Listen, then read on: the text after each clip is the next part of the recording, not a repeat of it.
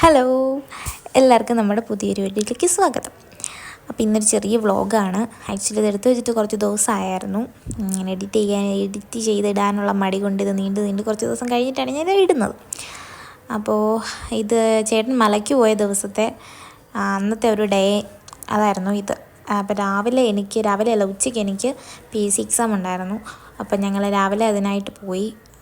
ഇത് എൻ്റെ എക്സാം നടന്ന കോളേജാണ് കേട്ടോ. ഇത് അവിടെ ചെന്ന് ഞങ്ങൾ വെയിറ്റ് ചെയ്ത് വായി നോക്കിയിരിക്കുന്ന ഇരിപ്പാണിത്.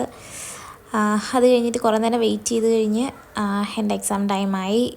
എന്താ പറയുക, കവടി തുള്ളിയൊക്കെ ഞാൻ പോയി തിരിച്ച് കവടി തുള്ളി വരാൻ പറ്റില്ല, കാരണം എക്സാം കുറച്ച് ടഫായിരുന്നു. പിന്നെ അത് കഴിഞ്ഞിട്ട് ഞങ്ങൾ വൈകുന്നേരം സാധനങ്ങളൊക്കെ കെട്ടിപ്പറക്കി നേരെ ഞങ്ങൾ കെട്ടുമുറുക്കിന് പോവുകയാണ്. ചേട്ടൻ്റെ ഫ്രണ്ടും അവരുടെ ഫാമിലി മെമ്പേഴ്സും 2-3 പേര്, ഇവർ 4 പേരായിരുന്നു പോയത്.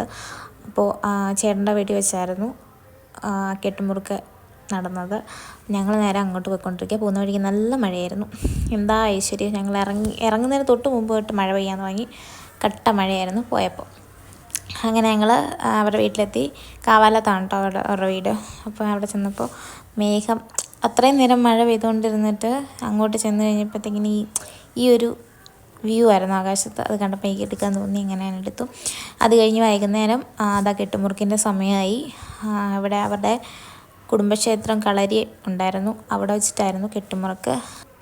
ഞങ്ങൾ ചെന്നപ്പോഴത്തേക്കിനും അവരെല്ലാം റെഡിയാക്കി വെച്ചിട്ടുണ്ടായിരുന്നു. പിന്നെ ഞങ്ങൾ സാധനം കൂടെ ഒക്കെ വെച്ചിട്ട് എല്ലാം റെഡിയാക്കി. അതിനുശേഷം നെയ്ത്തേങ്ങയൊക്കെ നിറച്ച് ഇപ്പോഴത്തെ കെട്ടൊക്കെ കെട്ടി.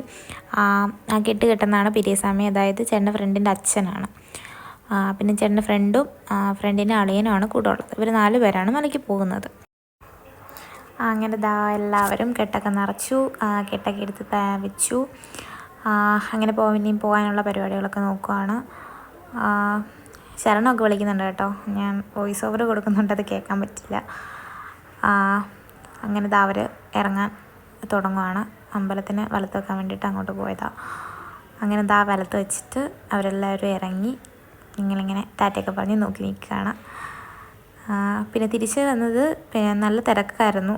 അപ്പോൾ തിരിച്ച് വന്നത് പിറ്റേ ദിവസം രാത്രിയിലാണ് തിരിച്ചു വന്നത്.